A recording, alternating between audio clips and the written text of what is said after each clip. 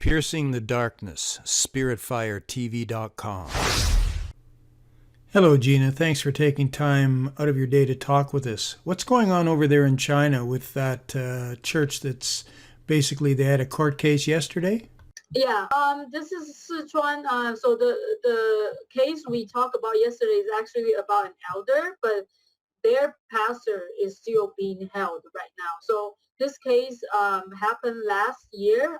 It's in December 9th. This church is called the Early Rain Covenant Church. It's a very big house church there, and the pastor there or the leadership, they are not afraid to speak out against religious persecution by the government. So that's also why they were kind of targets of the government for several months, actually leading up to this large-scale crackdown. So at one point, they arrested more than 150 members from their church, and also students from their own kind of like a seminary. But I mean, while most of them were released, but yesterday was the first time he actually had an open trial because before that he wasn't able to talk to his where he was for the longest time, and even though they finally learned where he was, they still blocked them from seeing him. So it was the first time I could only imagine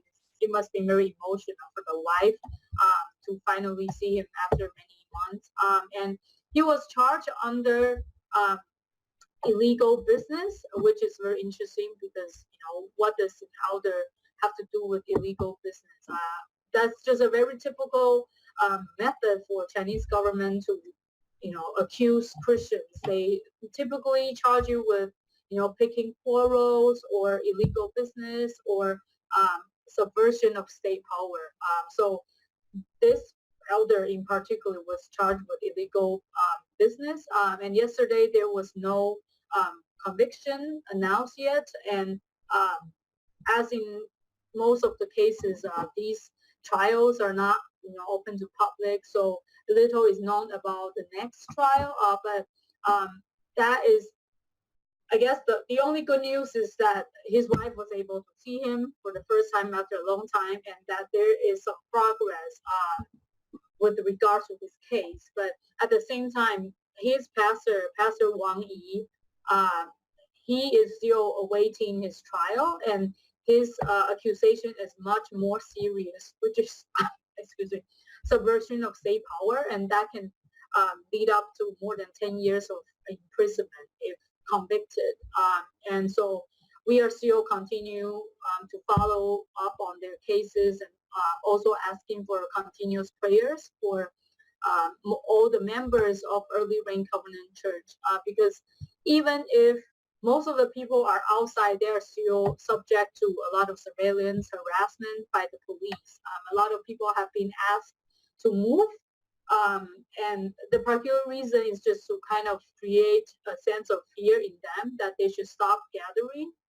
And then some of them, they were asked not to go to schools, or they cannot homeschool their children or send their kids to Christian schools because they're supposed to go to public schools. So it's just, as a whole, this church has experienced a lot of persecution. So that's I guess the bigger picture of their case. So as an elder, what's the longest term that he could get, or what could happen to him?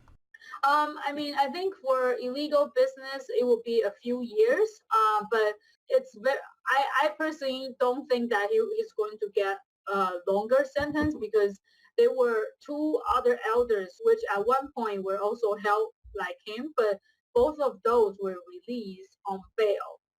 And so I would be very surprised that he himself would be actually sentenced for several years. But at the same time, I can't guarantee, because it's Chinese government. Sometimes they're just unpredictable, so it's hard to say. Thanks for taking time with us today, Gina. If somebody needed to get in touch with you who is listening to this from another country and needs help, how would they do it? They can always send an email to us. We have a general email that they can reach out to us, especially if they are reading some of the news release from our website. They can contact my colleague, Olivia, and then Olivia typically is in charge of, kind of redirecting those emails to each respective region and the regional manager. So that's how we handle all the requests. Understood.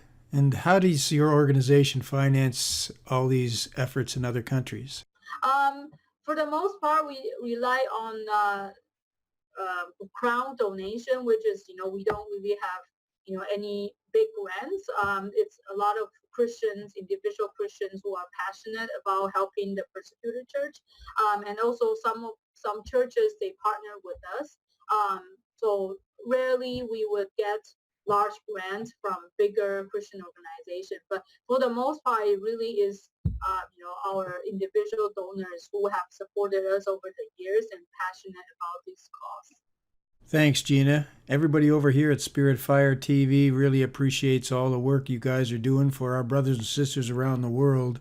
I encourage everyone who's hearing or watching this video that if they feel it on their heart that they want to help with these efforts, contact persecution.org. Sure. Thank you, Greg, for this opportunity. God bless you.